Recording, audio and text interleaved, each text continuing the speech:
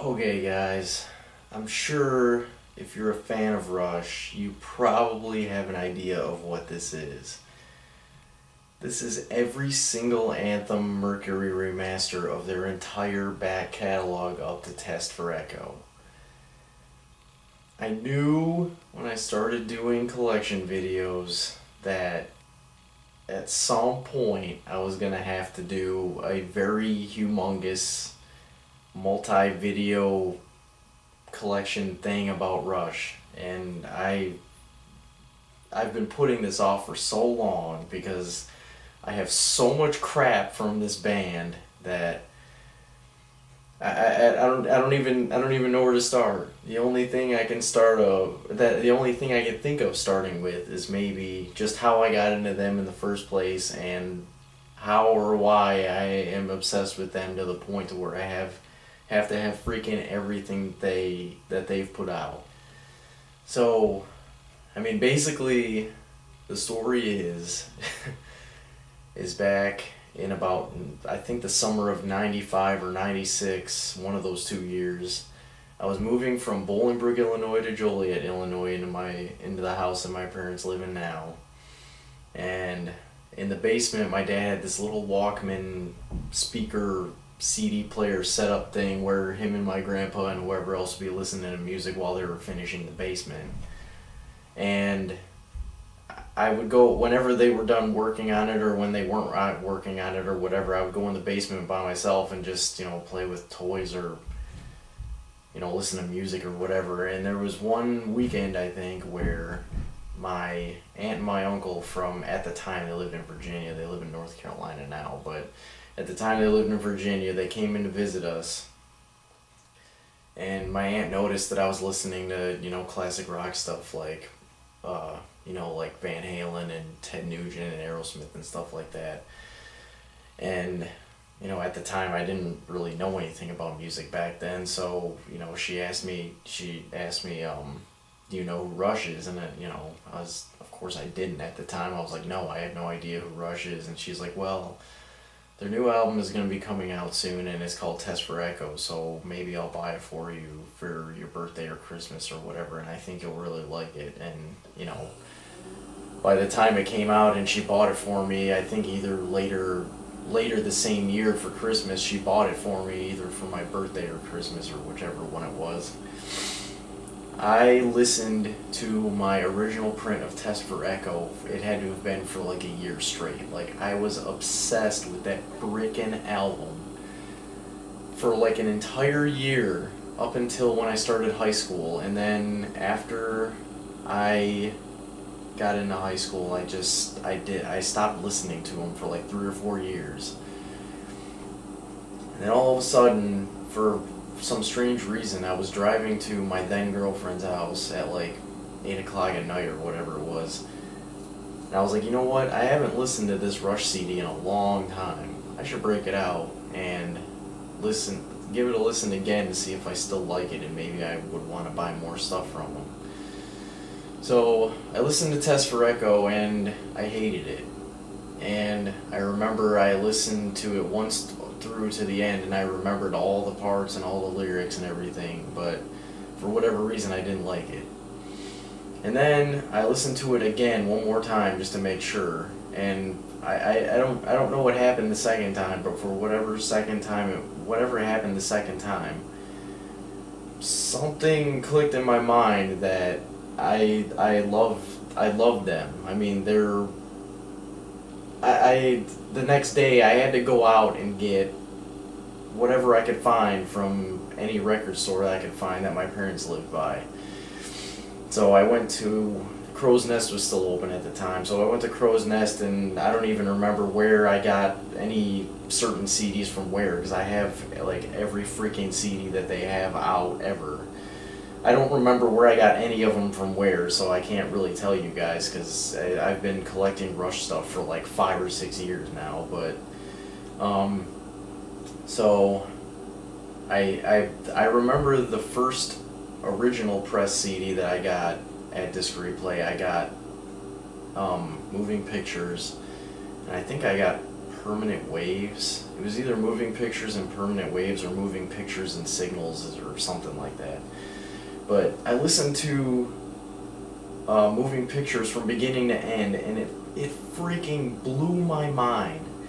I had, after I listened to Moving Pictures, I had to get everything from them. I went on this ridiculously massive quest to get every single thing that they have ever done on CD or DVD or whatever. Like, I had to get everything. So eventually I ended up with all of the Mercury Anthem remasters for their entire catalog. And I think I've gotten every single live album that they have. And obviously I have Clockwork Angels, which just came out not too long ago. The CD version of Time Machine. I have the live Snakes and Arrows here. I have the MVI version and the regular version of Snakes and Arrows, which my wife and I did actually see them on the Snakes and Arrows tour. I still have the ticket stubs, which I will show you in another part of my Rush collection video. I have a lot of really awesome memories of when Snakes and Arrows came out, and me listening to it like a bazillion times in a row, because this came out when I was living in New Mexico at the time, and it's gonna sound strange, especially to like a Rush fan that's been fans of them for years and years and years and years, but this is probably one of my favorite Rush albums, just because of the fact of I was living out of state, and I have a lot of memories of me and my roommate, just hanging out, and I was blasting that Rush album when it came out in my car, just driving around, doing whatever. This is actually the double disc version, the audio version of R30. And if you don't know what R30 is, it's basically the 30th anniversary tour that Rush did for them, being around for 30 years. And I got the special edition of R30 when it came out on DVD, so this came with it. This is Feedback, which is basically like a cover album of a lot of like 60s and 70s songs from, crap, I don't even remember, The Who, and I really don't remember. It's actually been a while since I've listened to this, probably the Beatles and The Who and stuff like that. This is the very first live Rush album I ever got, which is Rush in Rio. I obviously have the 3-disc DVD version of this too, but or the 2-disc version. But Rush in Rio. This after getting Moving Pictures. This is the album this is the live album, I should say, that I bought after getting those 2 CDs from Disc Replay at the beginning. That just made me had to have. It was one of the integral things that made me had to have everything from them. I can't get over that. Vapor Trails, the Spirit of Radio Best Of, which is the only Best Of from Rush I have, because there's really no point in having any of the Best Ofs really, since I have all of this. And this is my absolute favorite live album from them, which is Different Stages. I love the mix, I love the quality, I love the set lists on all 3 discs, especially the Hammersmith Odeon London disc, which is disc 3 from 1978.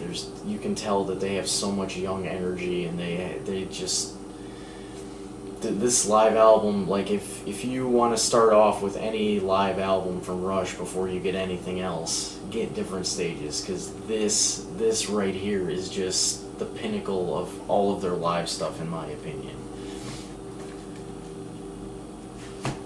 So guys, I know that's my story of how I got into Rush. I've been a Rush fan since, well, I mean, if you want to count when the very first time I ever heard Rush, when my aunt got me Test for Echo, I guess you could say I've been a Rush fan since about 95 or 96, but I really didn't start getting into Rush until about 2004, maybe? I think 2004 is when all that stuff happened, when I just started getting really into them. But, you know, it's, being a Rush fan it's like being a part of like a massive club, that when you find somebody else that likes Rush, or is a fan of Rush, I mean, you just get really excited. You just want to stand there and talk to them about it. And, you know, there's a thing up in Canada called RushCon, which I've been wanting to go to for a couple of years now, ever since I found out that there was such a thing, and, you know, I wet my pants and all that stuff. But, I hope you guys enjoyed this ridiculous rant about Rush, about me talking about how I got into them, and me showing you like all of the insane CDs from them that I have. And this isn't the end, because I've got at least another 2 or 3 videos worth of stuff that I have from Rush, like vinyls, DVDs, like random shirts, and just I have so much crap from Rush. It's insane. But I hope you guys enjoyed it. Keep it heavy.